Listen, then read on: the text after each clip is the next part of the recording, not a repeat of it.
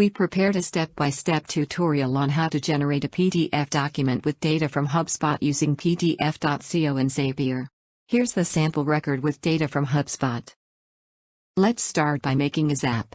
Next, search and select the Hubspot app from the list of apps. Then, choose the new contact for the action event. In the Additional Properties to Retrieve field, enter the contact information that you want to add. We will the test trigger to find recent contact from your Hubspot account.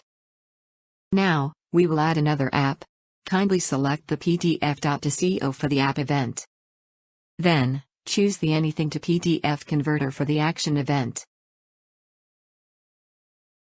We are now ready to set up the Anything to PDF converter configuration. In the Input Type field, select Raw HTML code. In the Input field, enter the HTML code with its corresponding Hubspot data.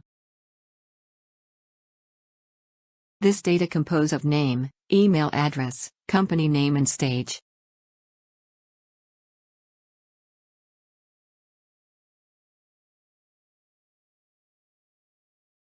Then, let's send the Anything to PDF converter data over to PDF.co to test and review.